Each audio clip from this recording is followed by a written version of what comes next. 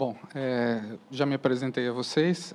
Eu gostaria, antes de começar, agradecer ao Christophe pelo convite, parabenizar o CCBA pela iniciativa, e a gente vai tentar apresentar aqui um trabalho que foi feito nos últimos 4 anos, enquanto eu estava em Brasília, junto à extinta Superintendência de Relações Internacionais da ANAC. Ops, não é aqui. Isso. Esse é o roteiro que eu estou pretendendo seguir nessa apresentação. Primeiro, a gente vai discorrer um pouquinho sobre as origens, por que a ANAC, a Agência Nacional de Aviação Civil, um órgão regulador, se envolveu com a questão dos inventários, né? Qual foi a demanda que iniciou esse trabalho. Depois, a gente vai apresentar alguns resultados. O primeiro ali, qualidade do ar local, ou Local Air Quality, não tem muito a ver com o assunto principal desse workshop. Mas é interessante ver como o trabalho foi estruturado e como esse trabalho pode dar respostas a várias perguntas diferentes. Depois nós vamos entrar nos resultados que nós obtivemos para gases de efeito estufa, especificamente sobre o que nós estamos falando aqui. E o Christophe pediu que eu talvez apresentasse algumas perspectivas. O que a gente imagina que está acontecendo daqui para frente na aviação? E é o que a gente pretende fazer. Bom, primeiro vamos falar das origens. Eu queria fazer agora um pequeno parênteses, né? A minha formação original é física, e eu sou um físico que acredita na mudança climática. Não sou igual aquele só para livrar a barra dos físicos, tá? E como físico eu gosto muito de diagramas, gosto muito de gráficos, então eu tentei sintetizar a origem desse trabalho nesse gráfico, nesse diagrama. Tudo começa, o lado esquerdo são as demandas internacionais que o Brasil recebeu a respeito de mudanças climáticas. Então, começa com os compromissos da Convenção Quadro do Clima, né? O professor Nobre já falou um pouquinho sobre o Acordo de Paris, etc., etc. Também, do lado internacional, tem as discussões dentro da ICAO, que levaram à criação do CORSIA, que a gente vai falar um pouquinho mais tarde sobre ele. E existe um trabalho contínuo dentro da ICAO para os seus países membros de produção do States Action Plan. A gente vai apresentar mais 2 slides do States Action Plan. Então, essa demanda internacional chegava para a ANAC e falava, olha, vocês têm dados sobre as emissões de gases de efeito estufa no Brasil? Quem tem esses dados? Como a gente pode produzir, etc., etc. Do outro lado, a gente tinha algumas demandas um pouco mais difusas, não tão claras, da legislação brasileira. A legislação brasileira, através da Política Nacional do Meio Ambiente, que é a primeira lei, a Política Nacional de Mudanças Climáticas, que é a segunda lei que está expressa ali, mas a Política Nacional de Aviação Civil, todas elas previam que o órgão setorial deveria produzir informações para a geração de políticas públicas voltadas a mitigar o impacto da aviação no meio ambiente, né? Uma coisa talvez não tão clara, mas a gente também recebe demandas judiciais. A gente passou, durante os meus 4 anos em Brasília, eu passei quase um ano inteiro trabalhando numa demanda do aeroporto de Guarulhos, uma demanda judicial do Ministério Público relativa a gases de efeito estufa. Apesar de ser uma coisa local, o Ministério Público entrou com uma ação na Justiça, a ANAC entrou ao lado das empresas aéreas, e eles queriam restringir as operações ou cobrar tarifas das empresas internacionais por conta da emissão de gases de efeito estufa. Aqui embaixo tem o outro pilar das demandas, que é o próprio sistema ambiental brasileiro, que é difuso, ele não é único. Tá? O sistema ambiental brasileiro, a ANAC tem que responder às resoluções do CONAMA, Ministério do Meio Ambiente, IBAMA, secretarias estaduais e municipais de meio ambiente. Isso aqui é particularmente complicado, porque a legislação, por não ser única, por ser fracionada, dá ensejo a que cobranças diferentes sejam feitas sobre o mesmo problema. Bom, esse era o panorama. A gente tinha todas essas demandas vindo desses 3 pontos e tinha que dar uma resposta para isso. Quando você faz a interface das demandas nacionais com o sistema de meio ambiente, a gente geralmente estava focado em atender ou responder questões sobre ruído. Ruído aeronáutico ainda é a principal poluição da aviação, né? É onde você tem mais reclamação. Depois, muito menos mesmo, qualidade do ar local. Quando a gente faz a interface do sistema ambiental com a área internacional, a gente tinha que responder questões sobre mudanças climáticas. E como órgão regulador, porque a ANAC é uma agência reguladora do setor, quando a gente faz a interface entre a legislação local e os compromissos internacionais, a gente tem que elaborar suporte à nossa própria regulação. Como nós vamos cobrar do nosso regulado, das empresas aéreas, que ela seja compliant com o que foi decidido, né? Tinha esse bando de questão de tudo quanto é lado e não tinha um mecanismo, não tinha uma ferramenta para fazer isso. Então, a gente começou pensando em, bom, a gente tem que fazer um inventário, a gente tem que saber qual é a situação da aviação civil brasileira. E, para fazer esse inventário, a gente desenvolveu com os colegas o MIATA, que a gente chama de Mapeamento do Impacto Ambiental do Transporte Aéreo. O nome pegou, a gente gostou do nome, ficou bacana, e o sistema depois também se tornou muito bom, muito confiável. Esse aqui já está na parte dos resultados. Isso, então, foram as origens na parte dos resultados. Como eu disse, esses primeiros resultados aqui, eles não têm muito a ver com mudança climática, mas eles são derivados do trabalho do MIATA para você calcular os gases de efeito estufa. O primeiro resultado foi a publicação do Inventário Nacional Atmosférico, tá, em 2014, ano base 2013. O foco dessa publicação eram todos os poluentes que são emitidos próximo ao aeroporto e podem afetar a saúde da população naquela região. A gente também fazia, nesse inventário, uma análise da movimentação das aeronaves. Onde é que estão sendo mais operações de pouso e decolagem? Onde está sendo um táxi mais eficiente ou não? Você pode criar um ranking de eficiência ambiental de um aeroporto baseado nessas informações. Aí, em homenagem a Recife, eu tirei esses dados. Esses aqui são, por exemplo, os dados de 2005 a 2016 das emissões de CO2 em toneladas. Eu sempre vou usar quilogramas ou toneladas e tem um motivo específico nisso. Eu não uso gigagrama, como é o praxe dos dados de mudança climática. Na aviação, a gente abastece um avião em quilogramas, a gente não abastece em litros, a gente abastece em quilogramas. Então, as unidades naturais para se trabalhar é quilograma. Então, aqui tem algumas coisas curiosas. Havia a série de... Isso aqui é só a emissão de CO2 equivalente. Então, tem CO2, tem óxido nitroso, tem metano, tudo que aconteceu dentro do limite do aeroporto de Recife, aqui do Gilberto Freire, né? De 2005 a 2016, e vocês viram o comportamento, né? 2013, estávamos lá em cima, aqui um reflexo já da diminuição do movimento, 2014, 2015, 2016. Tem um bullet aqui que eu acho que gostaria de chamar a atenção, vai aparecer em vários gráficos. Os dados até 2013 são dados oficiais, são os dados que estavam naquela publicação. Os dados de 2014 a 2016 foi uma estimativa que eu preparei para essa apresentação, para a gente ter alguma coisa mais moderna para discutir. Bom, então é mais ou menos isso. A gente pode ver que, em 2016, as emissões de CO2 equivalente aqui em Recife, no sítio aeroportuário, estão mais ou menos igual a 2009, ou seja, teve um retrocesso nessas emissões. Além do CO2 equivalente, tem aqueles outros poluentes que são os que a gente realmente mira quando a gente fala em qualidade do ar local. Principalmente, o que está ali em vermelho, que é o metano, carbono volátil não metano, porque eles são precursores para material particulado. Hoje em dia, os últimos papers dizem respeito que talvez o maior poluente, o que causa a maior devastação para a população em volta de um aeroporto, seja a geração de material particulado. E esse é um poluente que a OACI ainda não criou um estándar para ele. Eles estão trabalhando nos últimos 3 anos, vão trabalhar nos próximos 3 anos para criar um estándar de regulação de material particulado. Qual é o limite de emissão que um motor pode ter para ser certificado? Tem monóxido de carbono e tal.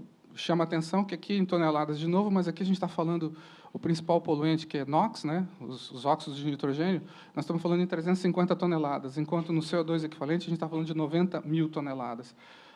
Uma outra conclusão que a gente tem daqui é que, realmente, o gás mais emitido na turbina de um avião é o CO2. Tipo, 1 ou 2 ordens de grandeza maior do que qualquer outra coisa.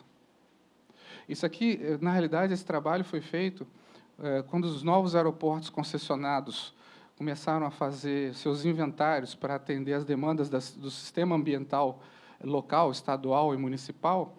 Eles não tinham dados da movimentação de aeronave, porque É como se você tivesse uma indústria e dentro da sua indústria tivesse um setor que polui, mas que não dá informação para você. Então, você não conseguia fazer um inventário completo da poluição do sítio aeroportuário. Eles tinham inventários do sistema de ar-condicionado, dos seus veículos andando lá, mas não tinham da movimentação das aeronaves. A gente começou a produzir isso para dar suporte a eles, principalmente foi o aeroporto de Viracopos que incitou a gente a fazer esse primeiro trabalho. E agora eles incorporam essas informações aos inventários dos seus aeroportos quando eles submetem à CETESB, lá em São Paulo, no caso.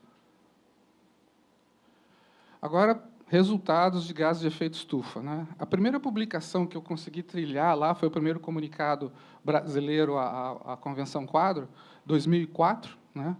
Foi feito o relatório. O que a gente faz na aviação é o relatório de referência da aviação, que fica publicado no site do MCTI para questionamentos, e depois, quando você está aprovado, ele é incorporado ao comunicado nacional, à Convenção Quadro. O primeiro relatório que a gente conseguiu triar foi o de 2004. Ele usava essa metodologia Tier 1 do IPCC. A gente vai falar um pouquinho no próximo slide sobre a diferença delas. E ele foi feito antes da ANAC existir. A ANAC é de 2006. Né? Esse segundo relatório já teve, para bem ou para mal, o meu dedo. Foi aqui que eu comecei a entrar nessa história. Foi o relatório de 2010, a gente já conseguiu dar um salto e conseguiu mudar para a tecnologia Tier 2. Mais tarde, eu vou mostrar qual é o ganho que a gente tem quando a gente muda de uma metodologia de cálculo para outra. E, finalmente, como a gente diz no bar, essa aqui foi a minha saideira. Foi o último trabalho que eu fiz, foi o relatório de referência para 2014, né? E a gente já usou aqui a metodologia Tier 3A. A gente já fez mais uma melhoria em relação à forma como nós calculávamos essas emissões. Além desses documentos, aqui são documentos feitos em parceria com o Ministério de Ciência e Tecnologia. Além desses documentos, vocês se lembram lá que, no primeiro slide, que eu falei que a ICAO, parada rápida, ICAO é a International Civil Aviation Organization, é o órgão da ONU que controla a aviação no mundo inteiro. Tá? Se alguém não é da área, às vezes você passa meio rápido, como sendo óbvio, desculpe. A ICAO pedia para os seus Estados-membros que fizessem um relatório específico sobre quais são as ações que estavam tomando para mitigar a emissão de gases de efeito estufa. Esse relatório tem que ser revisto a cada 3 anos. O primeiro que a gente fez foi em 2013, o segundo em 2016. Eu achei interessante mostrar essas publicações aqui, e aqui embaixo tem o endereço eletrônico, porque nelas tem uma explicação bem detalhada da metodologia aplicada. Então, para quem tiver mais interesse, pode buscar aqui. E aqui, como eu falei, a gente vai tentar comparar o que a gente ganhou trabalhando desde o Tier 1 até o Tier 3A, né, que é onde a gente está agora, nesse aqui. No Tier 1, você usa fatores de consumo pré-definidos, né, e você pega o total de consumo de combustível no país. Você podia pegar esse total dos dados da estatística da ANP, da Agência Nacional do Petróleo, ou do BEM, do Balanço Energético Nacional. E aí você conseguia lá esses poluentes, tá? E nada mais. Então, para calcular, por exemplo, a emissão de CO2, o Tier 1 não é tão ruim, ele calcula bastante bem. Mas, quando você fala de metano, de óxido nitroso, etc., você começa a ter superestimações relevantes em relação a isso. Aí você vai para o Tier 2. No Tier 2, você já começa a separar pelo tipo de aeronave que está voando. Nem todas as aeronaves são iguais, nem todas as aeronaves emitem da mesma maneira, os motores têm regimes de tração e potência totalmente diferentes. Então, o que você usa? Você consegue calcular tudo que você tinha no Tier 1, mas aí você agrega o monóxido de carbono, os não metano voláteis, né, que são os precursores de material particulado, que interessa bastante para a gente, dióxido de enxofre, somente no LTO. O que é LTO? Desculpe, a aviação é cheia de sigla. Tá? LTO é Landing and Takeoff Cycle. É um ciclo de pouso e decolagem. Você tinha esses valores já pré-definidos dentro do guidelines do IPCC, você retirava e utilizava esses valores, okay? Para cada aeronave diferente. E aí tinha uma certa dificuldade, porque, às vezes, as aeronaves que estavam no IPCC não eram as aeronaves que voavam no Brasil. As aeronaves que voavam no regime na etapa internacional são diferentes das aeronaves que voavam na etapa nacional. A gente tinha que fazer uma série de aproximações para chegar a esse resultado. Melhorou em relação ao Tier 1, mas ainda estava aquém. Só que permitia já coisas do tipo: eu posso separar o consumo nacional, a nível nacional, por tipo de aeronave. Eu posso separar o consumo por fase de voo, LTO ou cruzeiro, né, que é quando está voando já em altitude. Posso separar doméstico e internacional, que eu não podia fazer antes. Finalmente, a gente chegou no 3A, né, que usa tudo que tem no Tier 1, mas aí a gente começa a calcular as distâncias entre aeroportos.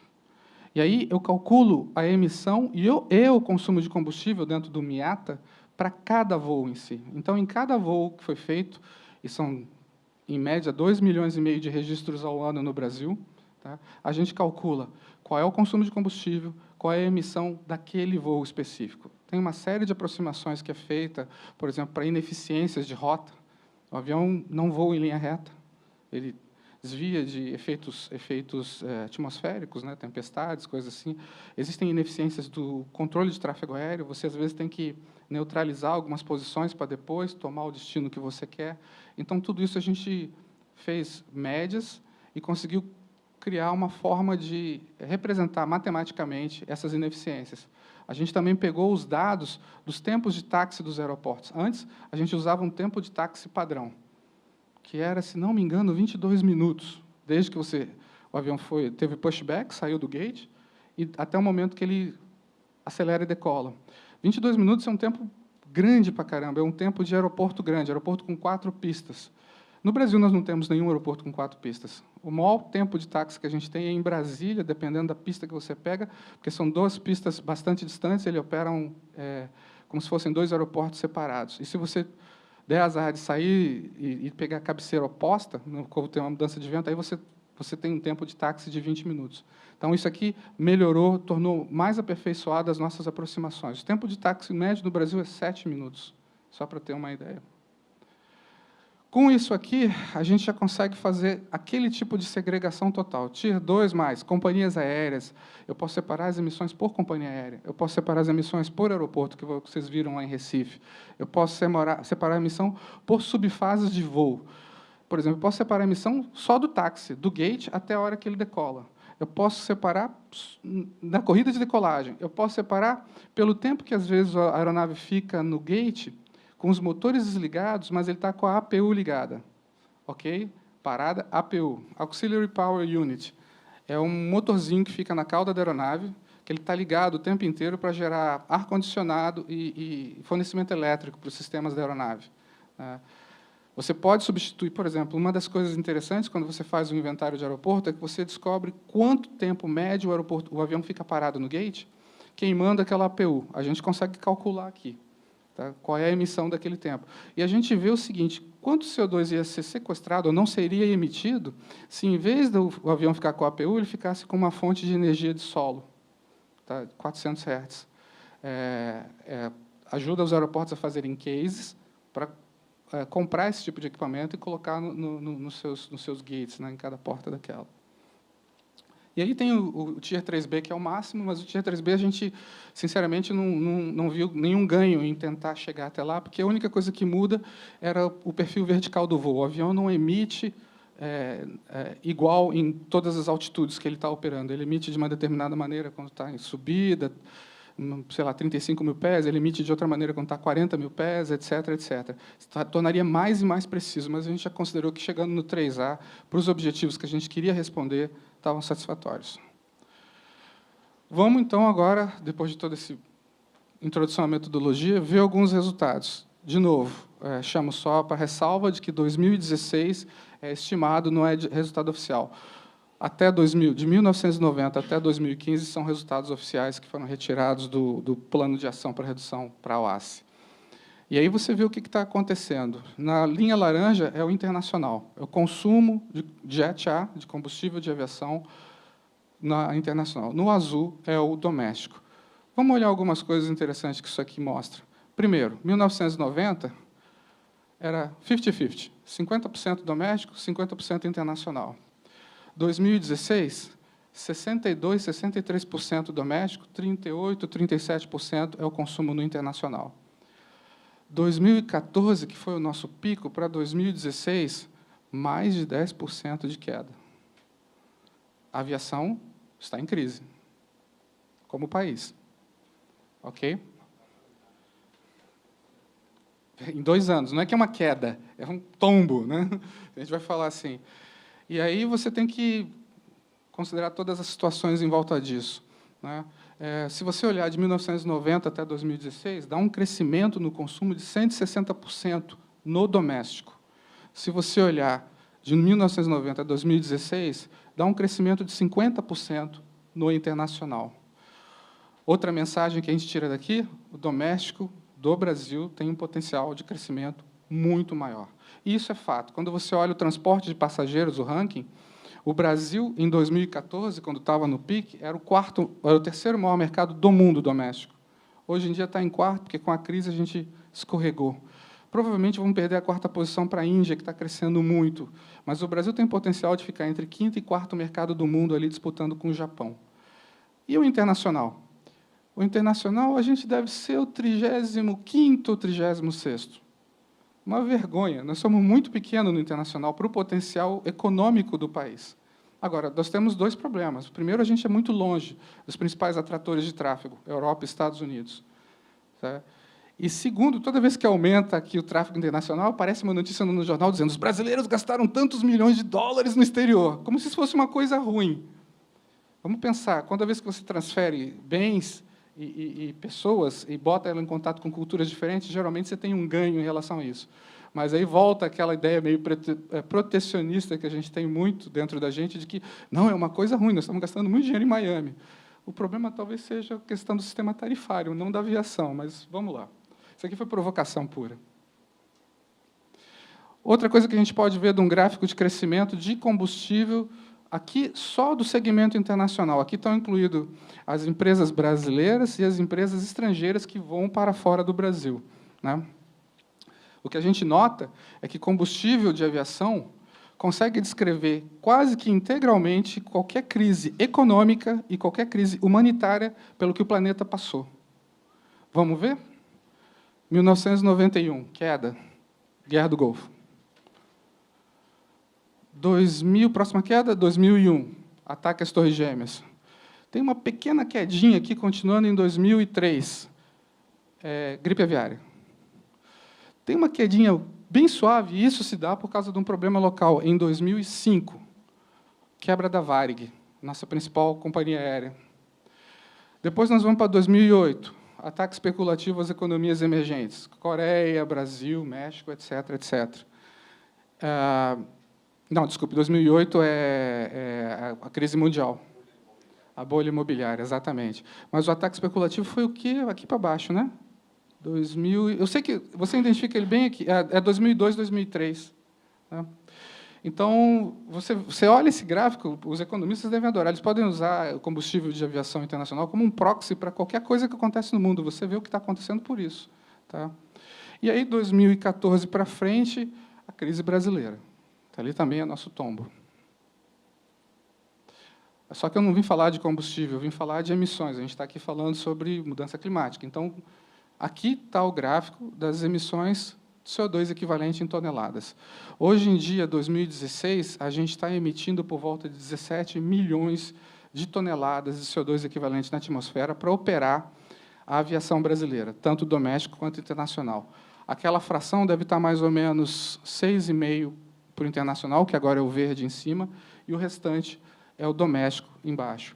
Se a gente olhar aqui, se comparar 2016 com a série anterior, a gente vai ver que a gente voltou, regrediu a pouco menos dos níveis de emissão que a gente tinha em 2011. 2011 era 17,4 milhões de toneladas, e a gente está com 17 milhões de toneladas, mais ou menos, agora em 2016. E como é que a aviação, o setor de aviação, acha que pode lidar com o problema das mudanças climáticas e dessas emissões? Depois de muitas discussões dentro da ICAO, de novo, né, eles chegaram a essas medidas com as medidas mais práticas para você atacar o problema dentro do setor. O primeiro delas, melhorar a tecnologia das aeronaves. Tá?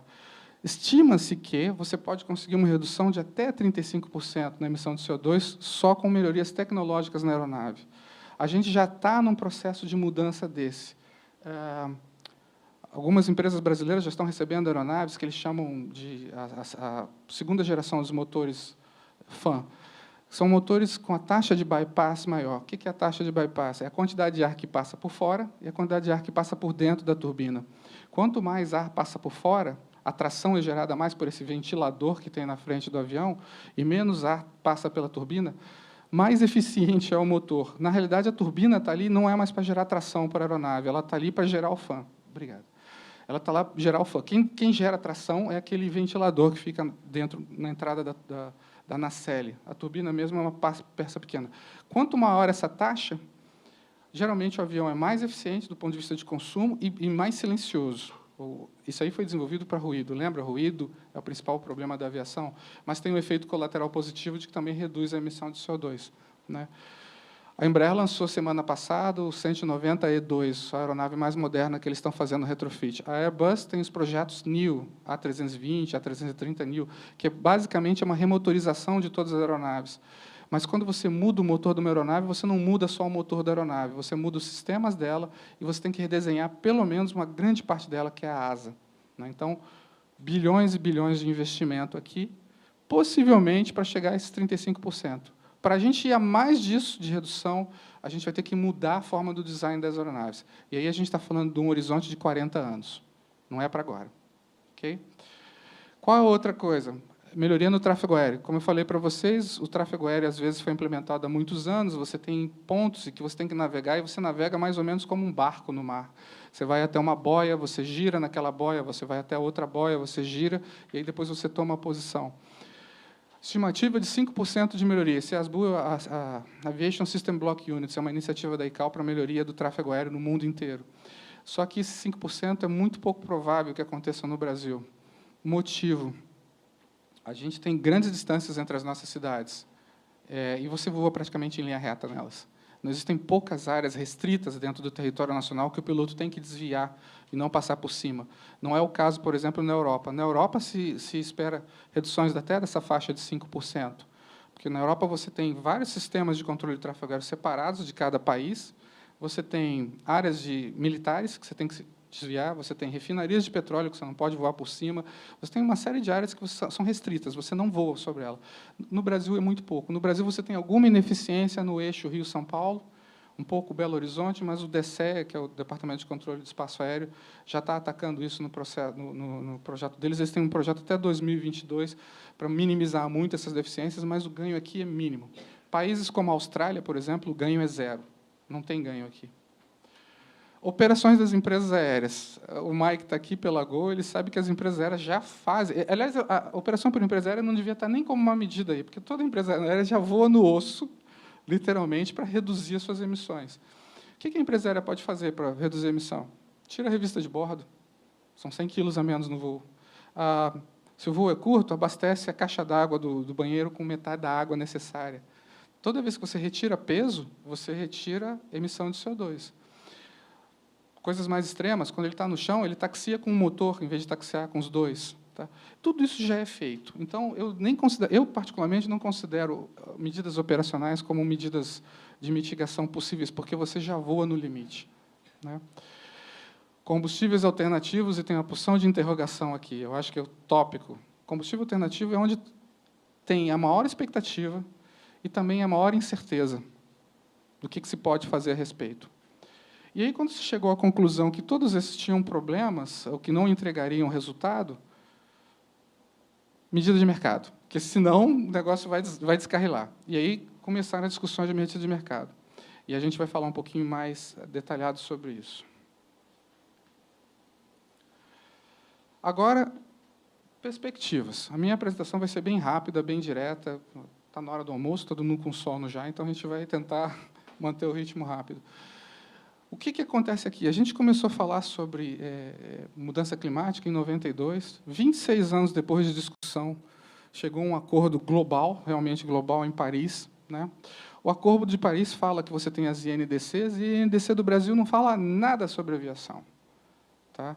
Tem um bom motivo para isso. Mas a INDC fala, como o professor Nobre mostrou, sobre reflorestamento. A NDC, acho que no anexo embaixo, fala de uma coisa bem interessante, que é sobre aumentar a utilização de biocombustíveis.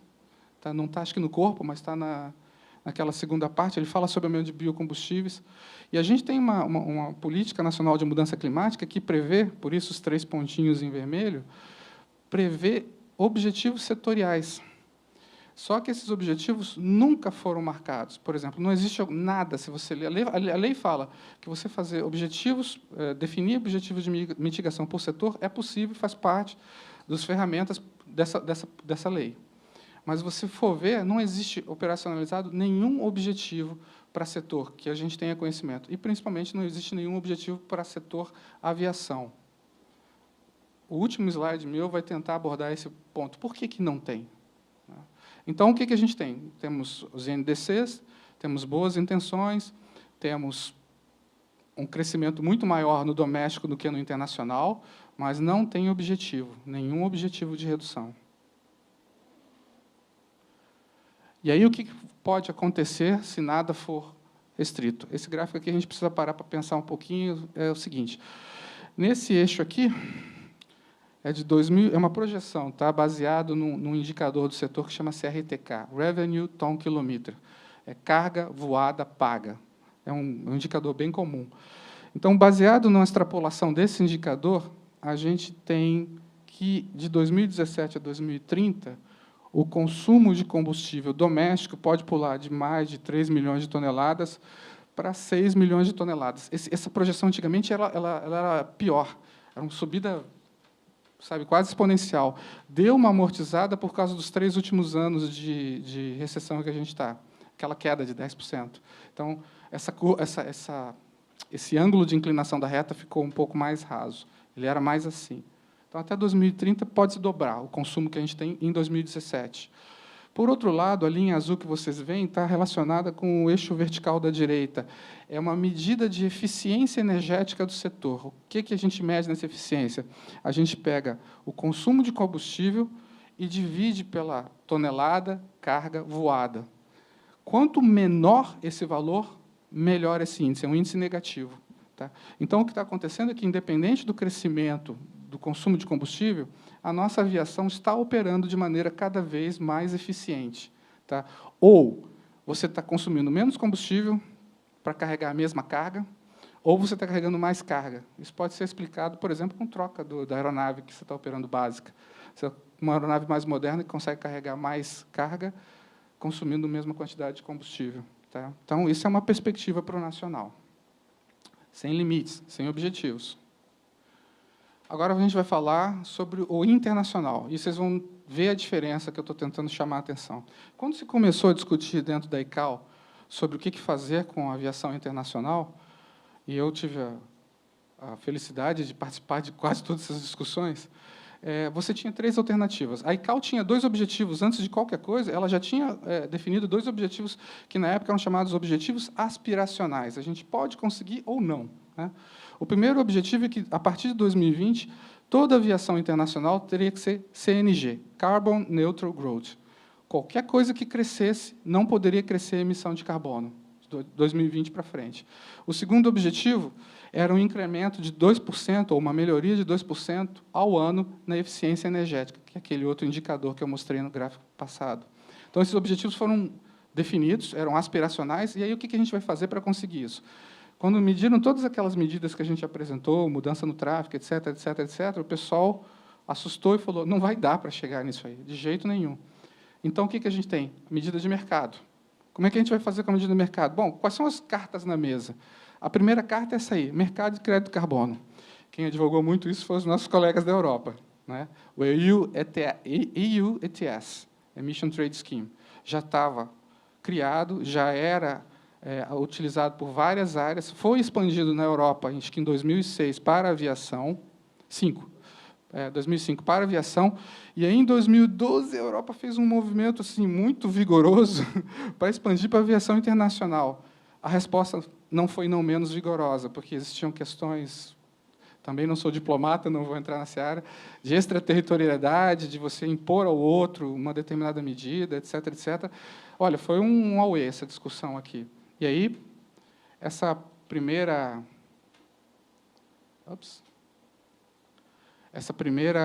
opção aqui...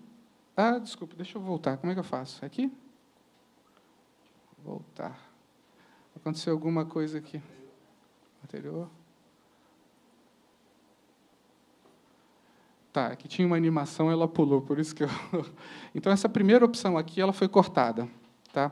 A segunda opção tem um pouco a ver com o que o professor Nobre tocou, que era a questão de você criar um sistema de neutralização com um adicional. Deixa eu ver se eu consigo voltar mais uma para vocês verem. Um adicional significa assim, você ter uma taxa. Né? Você ter uma taxa sobre o combustível, por exemplo. Neutralização com geração de receita, era a segunda opção. Quem defendia muito fortemente, se eu me lembro bem, nessa época, isso era Rússia e Índia. Queriam uma taxa e tal. Quem não gostava disso era todo o resto do mundo. Tá? O nível de distrust, de desconfiança entre os países, quando eles vão num fórum multilateral, é muito alto. E aí o pessoal fala assim, tá bom, taxa é uma coisa que vai para o bolso do governo.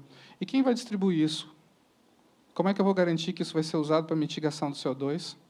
E por que eu vou deixar você taxar a minha empresa? Eram algumas das perguntas que voavam no alto na época. E essa também foi uma outra medida que não foi para frente, não prosperou. Ups, vamos.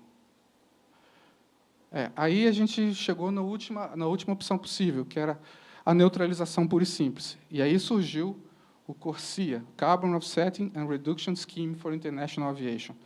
Eu acho esse nome muito esquisito, porque um sistema de neutralização não implica redução. Neutralização é neutralização. Eu emiti tanto, eu neutralizei aquilo que eu emiti. Eu até agora não entendi onde o reduction entra, mas eu acho que isso aqui foi para acomodar discussões.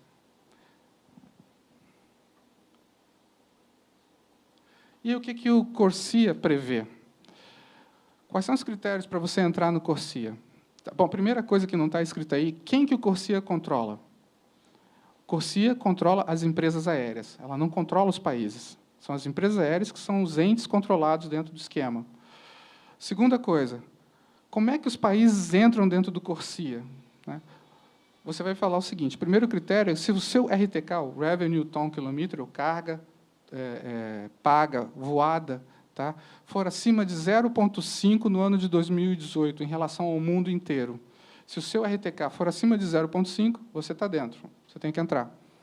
Ou, segundo critério, eles fizeram um ranking de cima para baixo dos estados, né, os com maior RTK para os com menor, e falaram o seguinte, todos que tiverem até 90% estão dentro. Esses são os critérios de entrada.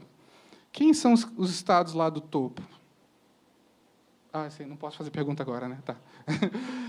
Os estados lá do topo são Estados Unidos e China. E a mesma coisa aconteceu do que nas discussões de clima.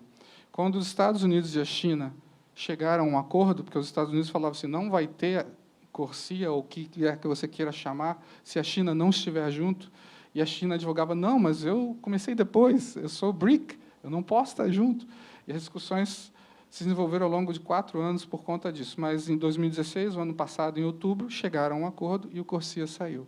Então, os dois primeiros são esses dois juntos têm 25% do RTK do mundo, o resto dos países vai caindo 7, 2, 3. Por curiosidade, se alguém quiser saber, se você calcular só o RTK das empresas brasileiras, nós temos menos de 1%, a gente está com 0,7%. Se calcular o RTK das empresas brasileiras e das empresas estrangeiras que voam para o Brasil, que é assim que está sendo calculado isso agora, está quase 3%. Tá? E aí a gente entra no CORSIA. Só que, como teve essa confusão, os BRICS não queriam entrar, os países em desenvolvimento tinham medo, tinham as isenções dos países ilha, dos países landlocked, que também são países mais pobres, né? Excetuando a Áustria. Todos os landlocked são os países mais pobres do mundo, né? Aí eles criaram esse seguinte escape, né? A implementação foi dividida em 2 fases, né? A primeira fase vai acontecer em 2021 até 2026. Os países, esses que estão dentro desse critério, entram. Mesmo alguns que estão desse critério, como o Brasil, ele pode não entrar, porque essa primeira fase se tornou voluntária, né? Já tem o compromisso dos países da Europa, Estados Unidos, China, e etc., de entrarem nessa primeira fase. O Brasil tem uma posição ainda não muito certa, mas, em princípio, a gente entra na segunda fase, 2027. Né? E aí, a partir de 2027, isso, todo mundo entra. Agora, tem mais uma coisa interessante aqui. Olha lá, 2027 até 2035. A medida de mercado dentro da aviação não é uma alternativa muito bem aceita. E vou tentar explicar rapidamente. Por quê? O recurso que é gerado dentro do setor é retirado para comprar créditos em outros setores, tá, que podem ter mais alternativa de redução. A aviação não tem alternativa quase de redução. E esse é o grande crime contra a aviação. Por quê? Porque ela já é eficiente. É muito pouco que você consegue, em termos de tecnologia, de reduzir as emissões da aeronave. A aeronave já talvez seja as máquinas mais eficientes que a gente tenha no mundo, hoje em dia, em termos de emissão. Agora, elas emitem muito? Sim, elas emitem muito. E o crescimento médio da indústria é de 5% ao ano. Então, algo tem que ser feito. Tá? Isso está pacífico para todo mundo. Mas a aviação sofre esse dilema. O target em cima da aviação é grande, é uma indústria rica, mas é uma indústria que já é naturalmente muito eficiente, porque 30%, 40% do custo de uma companhia aérea é o combustível que ela consome, então ela já tem um drive econômico para ser eficiente muito alto, e sempre foi assim, né? E o custo para desenvolvimento de um produto novo, para a substituição do avião, é altíssimo, é da ordem de bilhões de dólares. E tem mais uma coisa, o tempo de vida de um avião gira em até 50 anos. Se todas as manutenções forem feitas corretamente, um avião pode voar normalmente por 50 anos. Né? Então, todas essas coisas levam o pessoal da aviação a ser extremamente refratário a que a medida de mercado dure mais que a 2035. Então, quando a gente começa a falar em projetos de reflorestamento, tomem cuidado, porque talvez isso não dure por tanto tempo. Se a aviação tiver um jeito, o pessoal da aviação tiver um jeito de escapulir de uma medida de mercado depois de 2035, eles vão fazer isso, se houver esse jeito. Né? Então, agora, vamos ver o que acontece na etapa internacional da aviação brasileira daqui até 2030. Tá? O que vocês estão vendo é aquela mesma coisa, só que agora eu mudei os eixos para ver se ninguém está dormindo. Do lado direito fica o eixo do combustível, então o combustível internacional sobe de mais ou menos 2 milhões de toneladas para alguma coisa perto de 2 milhões e 700 toneladas nesse período. O crescimento aqui é bem mais modesto, em taxa, do que no doméstico. A linha laranja é a eficiência do setor. Como vocês veem, ela também continua aumentando. Isso aqui é a introdução de novas aeronaves na rota, melhorias no tráfego aéreo, todas aquelas outras coisas marginais, acessórias que a gente falou lá. Né?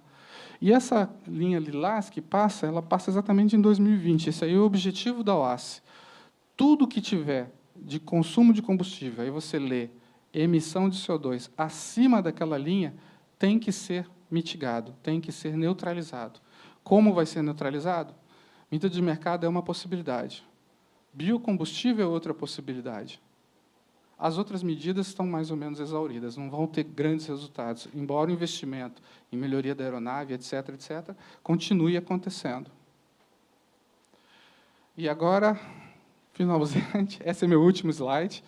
Essa é uma explicação do porquê que não existe, pelo menos da minha visão, tá? Isso é totalmente opinativo, esse slide. Por que não existe um objetivo nacional para a redução de CO2 dentro da aviação? Pelos dados de 2012, a gente representava tudo, doméstico e internacional, 0,8% das emissões antrópicas do país. Okay?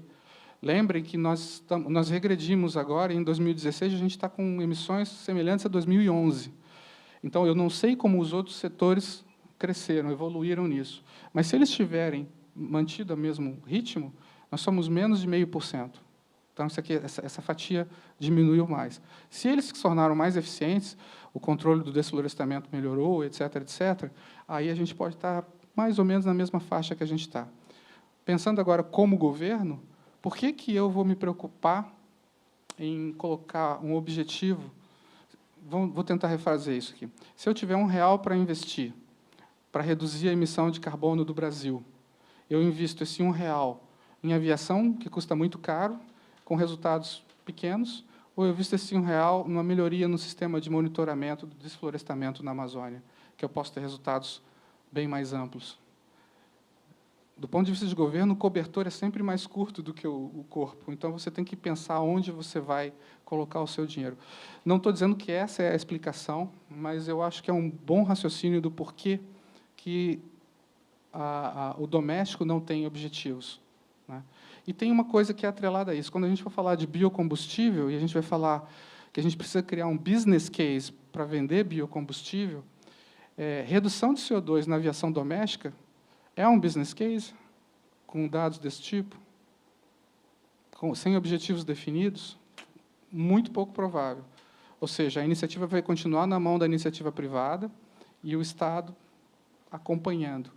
Agora, se você pensar no lado internacional, que já existem objetivos definidos, setoriais definidos, que tendem a ser implementados, que o Brasil já assinou esses acordos e que vai continuar, talvez o lado internacional puxe a implementação disso, do desenvolvimento dessa indústria de biocombustível, e ela depois se expanda para a área doméstica. Essa aqui é mais para a gente debater depois na parte da tarde, é totalmente opinativo isso aqui. Okay? E, com isso, eu espero ter dado um panorama para vocês e de onde começou o trabalho, por quê, e alguns resultados que possam ser úteis aí para a nossa conversa. Obrigado.